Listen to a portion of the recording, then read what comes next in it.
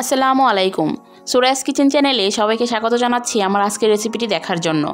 আজকে আপনাদেরকে আলু দিয়ে শুটকি মাছ রান্না করে দেখাবো।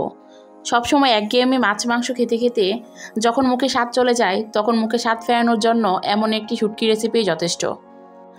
আর আমার মতো যারা শুটকি প্রেমী আছে তারা তো মাছ মাংসের চেয়েও বেশি পছন্দ করবে এই আলু দিয়ে শুটকি রেসিপি। আশা করি রেসিপিটি আপনাদের ভালো লাগবে। যদি ভালো লাগে তাহলে একটা লাইক দিয়ে পুরো ভিডিওটি দেখে নেবেন।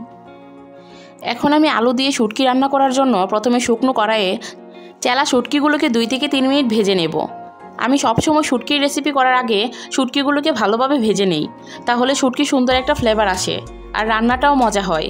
এটা আমার মায়ের কাছ থেকে শেখা। আপনারাও চেষ্টা করবেন রান্নার আগে শুটকিগুলোকে 2 থেকে 3 মিনিট ভেজে নিতে। তাহলে দেখবেন তরকারিতে শুটকির কোনো কাঁচা ফ্লেভার থাকবে না, বরং তরকারিটা অনেক মজা হবে। আর হ্যাঁ, শুটকিগুলো ভাজার সময় অবশ্যই চুলার আঁচটাকে লো ফ্লেমে রাখতে হবে।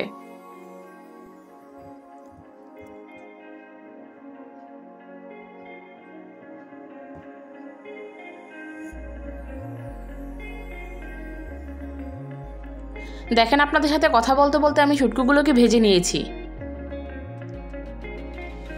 এখন সবগুলো শুটকিকে উঠিয়ে নিব।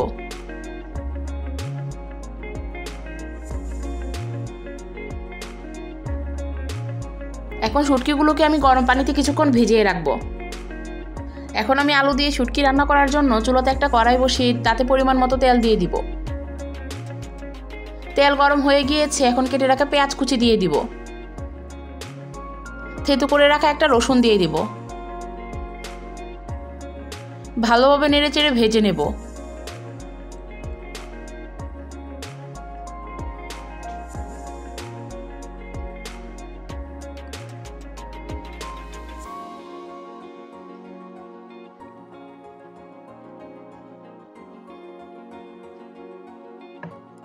পেঁয়াজ রসুনটাকে একটু সময় নিয়ে ভালোভাবে ভেজে নিতে হবে, যাতে সুন্দর একটা অ্যারোমা বের হয়। ভাজা হয়ে গিয়েছে, এখন সামান্য পানি দিয়ে দিব।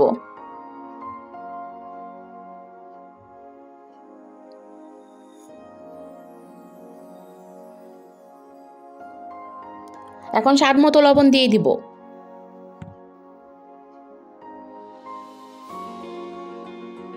এখন উঁচু করে 1 চামচ মরিচ গুঁড়া,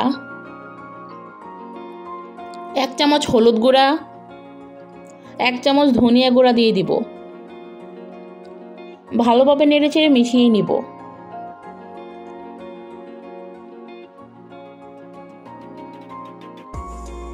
মেশানো হয়ে গিয়েছে, এখন একটা ঢাকনা দিয়ে রেখে মশলাটাকে ভালোভাবে কষিয়ে নিব। কিছুক্ষণ পর ঢাকনা খুলে আবারও নেড়েচেড়ে মিশিয়ে দিব।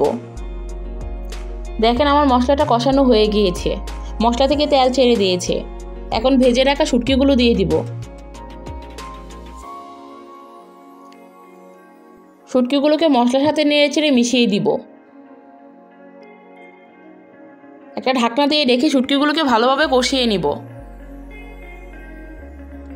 আমি শুটকিগুলোকে ভালোভাবে কষিয়ে নিয়েছি। এখন কুচি করে কেটে রাখা আলু দিয়ে দিব। এখানে আমি মাঝারি সাইজের আলুগুলোকে ছোট ছোট টুকরো করে কেটে নিয়েছি। ভালোভাবে নেড়েচেড়ে মিশিয়ে দিব। মেশানো হয়ে গিয়েছে, এখন ঢাকনা দিয়ে ঢেকে ভালোভাবে কষিয়ে নিব। কিছুক্ষণ পর ঢাকনা খুলে আবারও ভালোভাবে নেড়েচেড়ে মিশিয়ে দিব।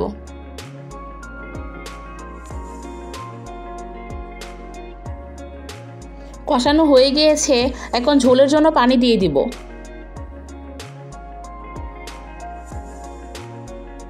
আবারও নেড়েচেড়ে মিশিয়ে দিব। এখন একটা ঢাকনা দিয়ে ঢেকে রান্না করে নিব যতক্ষণ না পর্যন্ত ভালোভাবে আলু শুটকি সিদ্ধ হয়। মাঝে মাঝে ঢাকনা খুলে ভালোভাবে মিশিয়ে দিব।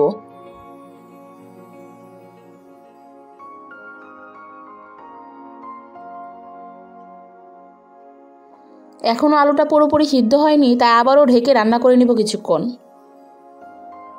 আমার মতো যারা শুটকি প্রেমী কিন্তু সময়ের অভাবে করতে পারেন না, তাদের জন্য আমার আজকের রেসিপিটি। আমার রেসিপি ফলো করে একবার হলেও বাসায় ট্রাই করে দেখবেন। এক নিমেষেই 1 প্লেট ভাত খেয়ে ফেলবেন। ঢেকে আরও 5 মিনিট রান্না করার পর আমার আলু শুটকিগুলো ভালোভাবে সিদ্ধ হয়ে গিয়েছে। এখন কেটে রাখা কাঁচামরিচ দিয়ে দিব। ঢাকনা দিয়ে ঢেকে 1 মিনিটের মতো রান্না করে নিব, যাতে কাঁচামরিচের ফ্লেভারটা ভালোভাবে তরকারিতে আসে। তরকারিটা হয়ে গিয়েছে, নামিয়ে নিব। আমার আজকের রেসিপিটা আপনাদের কেমন লেগেছে প্লিজ কমেন্টস করে জানাবেন। ভালো লাগলে পাশে থাকবেন। সবাই ভালো থাকবেন। আল্লাহ হাফেজ।